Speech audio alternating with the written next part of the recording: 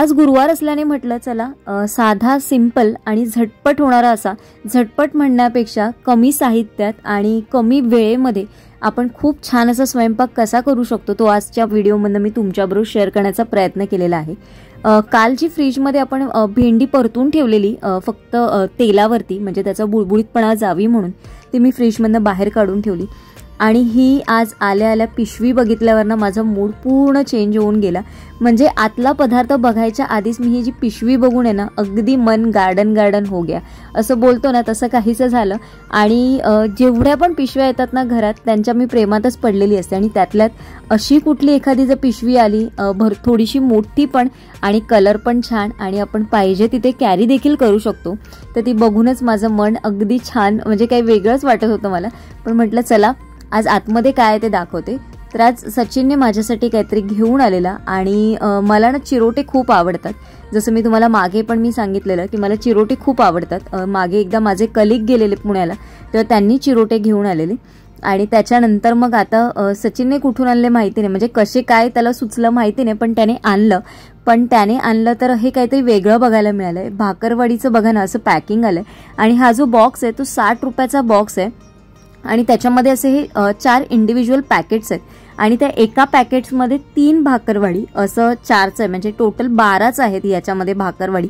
60 रुपीजला 12 भाकरवडी आले। याचा उपयोग एकच आहे की हे इंडिव्हिज्युअल पॅकिंग म्हणजे व्यवस्थित आपल्याला कॅरी करायसाठी, जर तुम्ही ऑफिसला जात असाल, टिफिनमध्ये द्यायचं असेल किंवा असंच बॅगेत टाकून खाऊ घेऊन जायचं असेल तर ते चांगलं आहे। तर त्याच्यासाठी म्हणून चांगलं आहे, नाहीतर आपण जे मोठं पॅकेट घेतो ना तेच आपल्याला चांगलं आहे। चिरोट्याचं पॅकेट ओपन केल्यानंतर हे पण आता खूप असं पॅकिंग मध्ये आलंय। बॉक्स पॅकिंग ठेवलं तर त्याची कॉस्ट पण थोडी वाढते आणि ऍक्च्युली पदार्थ आपल्याला तेवढा कळत नाही, कारण जसं तुम्ही म्हणाल ना चिरोट्याचं पॅकेट ना पहिलं असं बॉक्समध्ये येत नव्हतं, आता हे नवीन पॅकिंग झालं असेल त्याच्यामुळे माहिती नाही। तर त्याने 2 वस्तू आणल्या एवढ्या प्रेमाने, पण माझं त्याच्याकडे लक्ष कमी आणि त्या बॅगेकडे जास्तच होतं आणि ती बॅग मला खूप प्रचंड अशी आवडली। चिरोट्यांचा आस्वाद उद्या घेता येईल, आज तर काही शक्य नाही कारण आज उपवास आहे। आणि ही बॅग बघू शकता, मी परत तुम्हाला दाखवते कारण मी सारखी बॅग दाखवते। आता ही व्यवस्थित मी नीट घडी करेन आणि ठेवून देईन। माझ्याकडे बॅगचं कलेक्शन खूप आहे, म्हणजे जसा प्रत्येकाला काही तिकीटं गोळा करण्याचा छंद असतो, कोणाला वेगवेगळी कात्रणं जमा करायचा छंद असतो, मला या पिशव्या गोळा करायचा खूप छंद आहे आणि माझ्याकडे पूर्ण जवळपास एक मोठी बॅग भरून भरपूर अशा पिशव्या आहेत की ज्याच्यामध्ये सगळ्या प्रकारच्या पिशव्या आहेत, म्हणजे पेपर बॅग्स तर खूप आहेत माझ्याकडे। तर आता आपण काय करायचं, तर आज एवढा सचिनने छान असा नाश्ता आणलाय, तर त्याला म्हणजे त्याने ऑफिसवरनं येताना आणलेला। फक्त त्याची एकच इच्छा असते की छानपैकी संध्याकाळचा चहा हा तुझ्या हातचा व्हावा।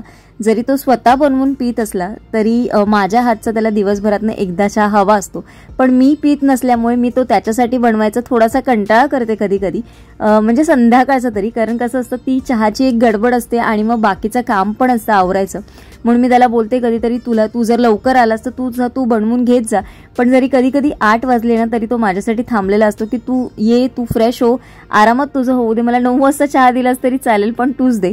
तर आज न सांगता मी छान असं त्याच्यासाठी चहा तयार केला आणि म्हटलं चला आज त्याच्या आवडत्या पेल्यामधनं म्हणण्यापेक्षा नेहमी मी पेल्यातनं देते, म्हटलं अशा छानपैकी ग्लासमधनं कपामधनं त्याला देऊया। हा त्याचा म्हणजे त्याचा आवडीच असं त्याने आयकियामधनं घेतलेला होता आणि मी कधी जेव्हा संडे वगैरे असतो ना तेव्हाच हा कप वापरते, नाही तर इतर वेळेस घाई गडबडीतमध्ये मी नाही काढत, मी पेल्यातनंच चहा देते। आणि ज्यांना चहाप्रेमी जे आहेत ना त्यांना असं वाटतं ना की पेल्यातनं चहा पिण्याचा आनंद वेगळा असतो। त्याचबरोबर काही जे कटिंग वगैरे पितात त्यांना तो छोटासा असा कटिंगचा ग्लास असतो ना त्याच्यातनं पिण्याचा आनंद असतो। तर चला इथे मी चिरोटे ठेवलेत काढून आणि तुम्ही बघू शकता भाकरवडी 3 होती, अशा गरमागरम चहा आणि आजचे हे चिरोटे आणि भाकरवडी। जे चहाप्रेमी असतील त्यांना खरंच कळेल की हे सुख काय असतं, म्हणजे तर मला या एवढं त्या गोष्टीचं काही वाटत नाही, म्हणजे रुटीन अशी ही गोष्ट वाटते। नमस्कार, शुभ सकाळ, सुंदर अशा दिवसाच्या सुंदर अशा शुभेच्छा। मी प्राजक्ता आपल्या एका नवीन ब्लॉगमध्ये तुमच्या सगळ्यांचं खूप मनापासून स्वागत करते। आज आहे गुरुवार आणि गुरुवारच्या जेवणाचा मेनू तुम्हाला माहिती आहे, जसं काय गोडाचा एक पदार्थ असतो, पण गोडाचा पदार्थ 2 दिवसाआधीच माझा ठरलेला होता, म्हणजे मी छोटासा श्रीखंडाचा डबा आणलेला आणि त्याचबरोबर म्हटलं श्रीखंड आणि पोळी असा आपला बेत आहे। आणि आजचा मेनू साधा सिंपल आहे। आजच्या गुरुवारच्या मेनूमध्ये जशी मी वालाची उसळ नेहमी करते किंवा मग घेवड्याची भाजी, दोघांपैकी एक काहीतरी करते, पण नाही केले मी, वाल पण नाही केले आणि घेवड्याची भाजी पण नाही केले. आज असणारे वरण भात, भेंडी मी काढून ठेवली जी काल भाजून ठेवलेली आपण, त्याच्यामुळे ती पटकन होतील. वरण भाताचं कुकर होईपर्यंत माझी भाजी पण होऊन जाईल. आणि त्याचबरोबर थोडंसं चटपटीत असं, कारण भेंडी कधी कधी खाल्ली जाते, कधी कधी नाही जात, तेवढ्या आवडीने अशी खाल्ली जात नाही. आणि वरण भात पण थोडंसं सिंपल वाटतो, तर मग थोडंसं चटपटीत काहीतरी वेगळं असावं म्हणून मग, कारण पुरी आणि श्रीखंड आहे तर म्हटलं त्याचबरोबर चटपटीत असं पनीर करू. म्हणजे तुम्ही ते ॲज अ स्टार्टर म्हणून खाऊ शकता, थोडंसं ग्रेव्ही म्हणून खाऊ शकता किंवा ड्राय पनीर म्हणून पण खाऊ शकता. ती रेसिपी मी ऑलरेडी तुमच्याबरोबर शेअर करते, म्हणजे साध्या सोपी आणि झटपट अशी होईल. तर तुम्ही देखील कधीतरी टिफिनमध्ये पण म्हणजे बनवून नेऊ शकता. त्याला नाही ना कांदा चॉप करायचा ना टमॅटो चॉप करायचं, असं काही लागत नाही. साधं सोपं आणि पटकन होणारी पनीरची रेसिपी आहे ती असणार आहे. आणि श्रीखंड पुरी असा साधा सोपा मेनू असणार आहे. त्याचबरोबर थोडंसं दही आपलं आहेच, तर कोशिंबीर पण करता येईल त्याचबरोबर. तर बघू, जसं मी शूट करेन तसं नक्की तुमच्याबरोबर शेअर करेन. आणि आज तुमच्या बाबतीत पण असं होतं का, म्हणजे कितीही नवऱ्याने आपल्या आवर्जून किंवा आठवणीने आपल्यासाठी एखादी गोष्ट आणलेली असेल, पण ती गोष्ट राहते बाजूला आणि भलत्याच गोष्टीचं आपण त्या कौतुक करत बसतो. तर माझ्या बाबतीत असं बऱ्याच वेळा होतो. आतमधली गोष्ट मी न बघताना त्याच्या बाहेरची पिशवी भरपूर बघत असते आणि पिशवी कशी छान आहे आणि ती पिशवी मला कसा यूज होणार आहे याचा विचार मी जास्त करत असते. तर सचिन मला नेहमी म्हणतो, अगं आतमध्ये काय एवढं तुझ्यासाठी प्रेमाने आणलंय ते बघ ना, बाहेरचं काय बघत असतेस. तर पण ते काय, ते प्रत्येक म्हणजे बोलतात ना बायकांची सवयच असते ती. कितीही आतमध्ये चांगलं असेल तरी पहिली ती पिशवी बघतो आपण, कारण हा बोलतात ना काय एक गुणधर्म असू शकतो सगळ्यांचाच, की असं बरेच जण करत असतील. तुम्ही करता की नाही? माझ्या बाबतीत असं होतं. करत असाल तर मला नक्की कमेंट करून सांगा. आणि कालच्या व्हिडिओला एक कमेंट आलेली की ताई जे आवळे होते ते तू फ्रीजमध्ये जेव्हा ठेवतेस तर ते खराब होत नाहीत का, किंवा पाणी खराब होत नाही, किंवा पाणी चेंज करावं लागतं का?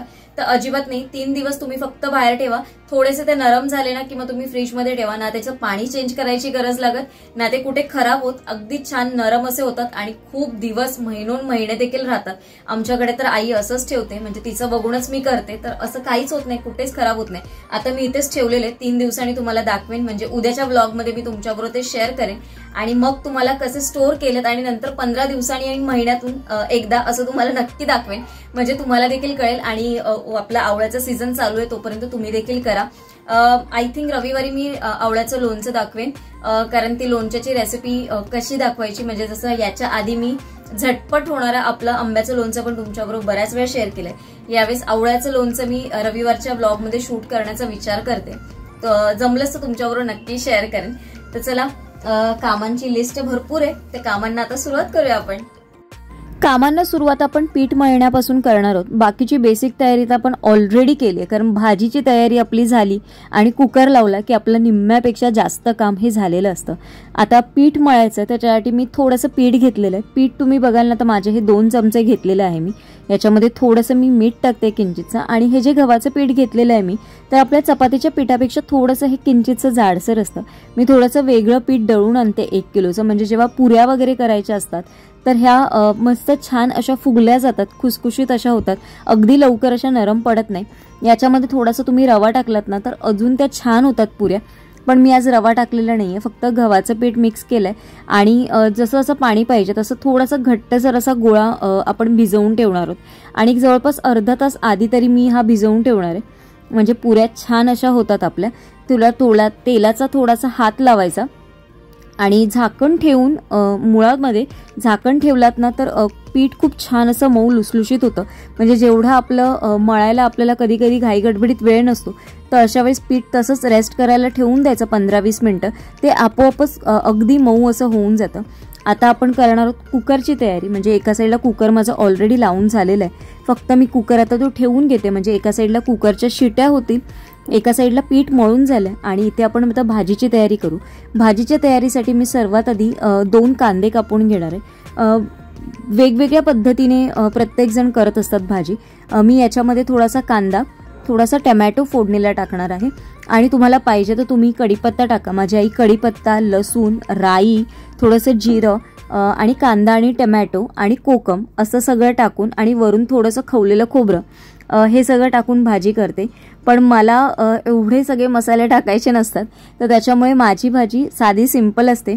मी फक्त फोडणीला कांदा टाकते, त्याचबरोबर थोडासा टमॅटो आणि आपले जे बेसिक मसाला म्हणजे जो आमचा घरातला जो मालवणी मसाला असतो तोच मी मसाला टाकते, कारण त्याच्यामध्ये बरेचसे मसाले मिक्स असतात त्याच्यामुळे, म्हणून त्याच्यामध्ये वेगळं असं ॲडिशनल करायची काहीही गरज नसते. ही जी भेंड्याची भाजी आहे ना, तुम्ही हिरवी मिरची टाकून जरी केली ना तरी ती छान लागते. हिरवी मिरचीमध्ये पण तुम्हाला सेम असंच करायचं आहे, कांदा टाकायचा आहे, तेव्हा त्याच्यामध्ये टमॅटो नाही टाकायचं, मिरची टाकायची आणि त्याचमध्ये भेंडा छान परतून घ्यायचा आणि वरून किसलेलं खोबरं टाकायचं. अगदी छान मस्त अशी भाजी होते, म्हणजे खूप ज्यांना स्पायसी खायचं नसेल त्यांना. आता मी तुमच्याबरोबर डिटेलमध्ये तुम्हाला रेसिपी दाखवते. मी कांदा फोडणीला टाकून घेतलाय. कांदा छान मऊ गुलाबी कलरचा होईपर्यंत, म्हणजे थोडासा असा गोल्डन कलर येईपर्यंत त्याला छान असं परतून घ्यायचं. तो परतला की त्याच्यामध्ये मग आपण टमॅटो टाकणार आहोत. मी इथे 2 मोठे कांदे घेतलेले आहेत, मोठे पण नाही, मीडियम आकाराचे 2 कांदे घेतलेले आणि 1 टमॅटो घेतलेला आहे छोटा. आता याच्यामध्ये ना मी थोडंसं मीठ टाकणार आहे, म्हणजे कांदा आणि टमॅटो नीट एकजीव होतील छानपैकी. जेवढं तुम्ही भाजीत मीठ पहिलं टाकाल ना तेवढी भाजी टेस्टी बनते. ही माझ्या आईची टीप आहे, म्हणजे ती नेहमी म्हणते की कांद्यामध्ये मीठ चांगलं लागलं कांदा टमॅटोमध्ये की मग भाजीला टेस्ट खूप चांगली येते. जेवढं आपण वरून टाकून येत नाही ना तेवढी याच्यामध्ये जो तुम्ही मुरवाल मिठामध्ये मीठ टमॅटो आणि कांदा, तेवढी भाजीला टेस्ट खूप छान येते. आता मी माझा घरचा मालवणी मसाला टाकलेला आहे आणि याच्यामध्ये भेंडी टाकलेली आहे. जेवढीच भेंडी आहे तेवढाच कांदा आणि टमॅटोचं प्रमाण झालं आहे आणि थोडी जरी भेंडी असली तरी तुम्ही बघू शकता केवढी भेंड्याची भाजी झालेली आहे. आता याच्यावरती थोडंसं धणा जिरा पावडर मिक्स मी टाकते. तुम्हाला पाहिजे असेल तर फक्त धना पावडर टाका किंवा फक्त जिरं टाका. याच्यामध्ये जर तुम्ही कोकम जर वापरत असाल घरी किंवा आमसुलं म्हणतात ज्याला, ते 2 आमसुलं तुम्ही टाका, नाही टाकली तरी चालतील, पण आमसुलाने टेस्ट खूप छान येते.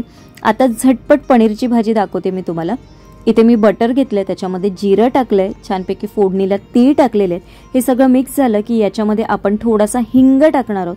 त्याचबरोबर याच्यामध्ये आपण कसुरी मेथी टाकणार आहोत आणि त्याच्यानंतर तुम्हाला जे हवे ते सगळे मसाले स्पायसेसचे तुम्ही ॲड करू शकता. याच्यामध्ये मी मीठ टाकणार आहे, थोडीशी किंचितशी हळद टाकणार आहे, याचबरोबर याच्यामध्ये थोडीशी धणा जिरा पावडर टाकणार आहे. त्याचबरोबर याच्यामध्ये मी थोडासा किचन किंग मसाला टाकणार आहे आणि थोडीशी लाल मिरची पावडर टाकणार आहे. ह्याच्यात मी आमचा घरचा मसाला वापरणार नाही आहे. हे सगळं छान मिक्स करून घ्यायचं आणि मसाला कुठे जळू नये म्हणून याच्यामध्ये थोडंसं आपण पाणी ओतून घ्यायचं आहे. पाणी ओतून एक छानपैकी थोडीशी किंचितशी याला उकळ आली ना की मग आपण याच्यामध्ये सगळे जे पनीरचे तुकडे करून घेतलेले आहेत, जवळपास मी 100 ग्रॅम पनीर घेतलेलं. तुम्हाला जेवढं पाहिजे तेवढं तुम्ही वापरू शकता. 100 ग्रॅम पनीर एवढ्या ग्रेव्हीला खूप इनफ असं होतं. हे याच्यामध्ये छान असं मिक्स एकत्र करून घ्यायचं. वरून थोडंसं शिजलं म्हणजे हार्डली 1-2 मिनिटासाठी तुम्ही हे मिक्स करून घ्यायचं. याच्यामध्ये थोडीशी काळी मिरी पावडर आणि वरून कोथिंबीर टाकलं की आपली झटपट इन्स्टंट अशी पनीर चटपटा म्हणू शकता. पनीर स्टार्टरमध्ये खाण्यासाठी हा खूप चांगला ऑप्शन आहे, किंवा तुम्हाला पनीर मसाला ड्राय जर बनवायचा असेल तर ही एक रेसिपी अगदी परफेक्ट आहे आणि झटपट होणारी आहे. आता मला कोशिंबीर करायची होती, त्याच्यासाठी मग म्हटलं थोडंसं आपण दही काढून घेऊ, कारण नंतर मग खूप थंड थंड लागेल खाताना, म्हणून जेवेपर्यंत हे थंड होऊन जाईल म्हणून ते साईडला मी काढून ठेवलेलं आहे. त्याचबरोबर आपल्याला पुऱ्या करायच्यात, कारण पुऱ्या तळण्याच्यासाठी मी जेव्हापासून हा छोटा झारा वापरायला लागले ना तेव्हा माझं अर्ध्यापैकी म्हणजे बरं झालं आहे, कारण मी कढई छोटी वापरते आणि त्याच्यामध्ये मी मोठा झारा वापरत होती. तर हा आणायचं मला जो मिळाला ना त्याच्यानंतर मला बराच याचा उपयोग झाला. म्हणजे छोट्या छोट्या गोष्टी ज्या तळायच्या असतात ना त्याच्यासाठी खूप चांगला झाला आहे. मी इथे पुऱ्या लाटून घेतल्यात आणि मी ना आपलं जे ग्लास असतं त्याच्याच तोंडाने त्या छानपैकी आकारामध्ये कापल्यात आणि ते तळून घेते. आणि इथे सर्वात शेवटी झालेलं आहे, मी वरण फोडणीला टाकलेलं तुम्हाला तुमच्याबरोबर शेअर केलेलं नाही आहे, कारण मी ते ऑलरेडी बऱ्याच वेळा दाखवलं आहे. ज्या 2 भाज्या होत्या, जी पुरीची रेसिपी होती ती पण मी ऑलरेडी तुमच्याबरोबर शेअर केलेली आहे, तरी देखील ती दाखवलेली आहे मी. आणि झटपट असा मेनू आज आपला काय तयार झाला आहे चला तुम्हाला दाखवते. आत्ता ताट वाढते मी, तर इथे मी लिंबाची फोड ठेवली आहे. त्याच्यानंतर जे फ्राईम्स असतात ते तळून घेतलेत. मी पापड तळणार होती पण म्हटलं बरेच दिवस आपण हे तळलेले नाही आहेत म्हणून म्हटलं चला हे तळून घेऊ. त्याचबरोबर घरचं दही अगदी घट्ट असं मऊसूत आणि घट्ट आणि इतकं गोड दही लागलेलं ना, तुम्ही नक्की ट्राय करून बघा कशा पद्धतीने मी लावलं आहे तशा पद्धतीने. वरण साधं सिंपल, त्याच्यानंतर आहे आपली भेंडीची भाजी, त्याच्यानंतर तुम्ही ते बघू शकता पनीर मसाला किंवा मग पनीर ड्राय म्हणू शकता, किंवा तुम्हाला जे पाहिजे ते नाव या डिशला देऊ शकता. मी असं काही स्पेसिफिकली नाव दिलेलं नाही आहे, पण तुम्ही कुठलं नाव मला सजेस्ट केलं तर आजपासून त्या रेसिपीला आपण तेच नाव देऊ. भात आहे, इथे श्रीखंड आहे आणि त्याचबरोबर आपल्या पुऱ्या. तर अशा पद्धतीने आपलं हे छान असं ताट तयार झालेलं आहे. तर चला वाट कसली बघताय, या मग जेवायला. आणि तुम्ही देखील ही अशी झटपट होणारी रेसिपी, अशी थाळी घरच्या घरी नक्की बघून बघा आणि याचा आनंद खरंच खूप वेगळा असतो. म्हणजे भले ते पदार्थ एवढे दिसत असतात पण आपण तेवढे खायला तर होत नाहीत, पण त्याचा आनंद अगदी खरंच खूप वेगळा असतो, जो मला प्रत्येक वेळेस असा मिळत असतो तो आनंद. आणि त्या आनंदातूनच मी खूप खुश असते. आजची जी मी साधी सिंपल जेवणाची जी थाळी तुमच्याबरोबर शेअर केली, आय होप तुम्हाला आवडेल. कमीत कमी वेळात आणि कमीत कमी सगळ्या गोष्टींचा पसारा न करता आपण झटपट असं साधा स्वयंपाक करू शकतो आणि तेच मी आजच्या व्हिडिओमध्ये तुमच्याबरोबर शेअर केले. याच्या आधी पण मी बऱ्याचशा वेळा असा साधा सिंपल जो होणारा स्वयंपाक आहे, अर्ध्या तासात, पाऊण तासात, 1 तासात, असे बरेचसे व्हिडिओ आपल्या चॅनलवर मी अपलोड केलेले आहेत. जे आपल्या चॅनलवर नवीन असतील आणि त्यांनी अजून ते व्हिडिओ बघितले नसतील तर तुम्ही जाऊन तिथे बघा. तुम्हाला बऱ्याचशा अशा वेगवेगळ्या रेसिपीज आणि कसं आपण टाइम मॅनेजमेंट करून सगळ्या गोष्टी करू शकतो ते मी बऱ्याच वेळा आपल्या व्हिडिओमधनं सांगत असते. आजच्या व्हिडिओमधनं मी तेच शेअर केलंय. तुमचीच रिक्वेस्ट होती की ताई एवढं सगळं जेवण बनवतेस पण थाळी तयार करून का नाही दाखवस, थाळी तयार करून दाखव. तर म्हटलं चला आज तुमच्याबरोबर पूर्ण थाळी आपण तयार करून दाखवू.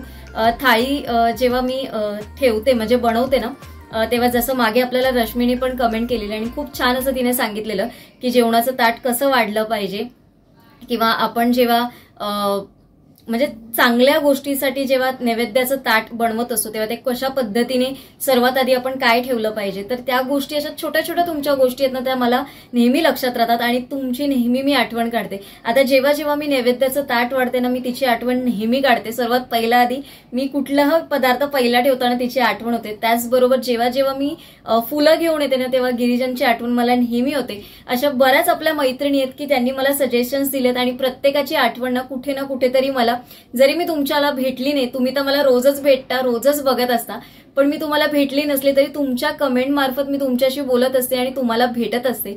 सो आजचा व्हिडिओ तुम्हाला कसा वाटला मला नक्की कमेंट करून सांगा. उद्या एका छानशा ब्लॉगमध्ये भेटेल आणि जे ब्लाऊजचं होतं ते पण आजच्या ब्लॉगमध्ये राहून गेलं, उद्याच्या ब्लॉगमध्ये दाखवेन. फ्रायडे, सॅटर्डे, संडे बघू कसं शूट जमेल तसं मी लवकरात लवकर दाखवेन. मिंत्रा हॉल पण घेऊन यायचा आहे तुमच्यासाठी, तर तो आरामात शूट करेन आणि मग तुमच्याबरोबर घेऊन येईन. तर अजून तुम्हाला कुठले व्हिडिओ बघायचे असेल मला नक्की कमेंट करून सांगा. चला उद्या एका छानशा ब्लॉगमध्ये भेटेन. तोपर्यंत सगळ्यांना Shri Swami Samarth. Bye bye and take care.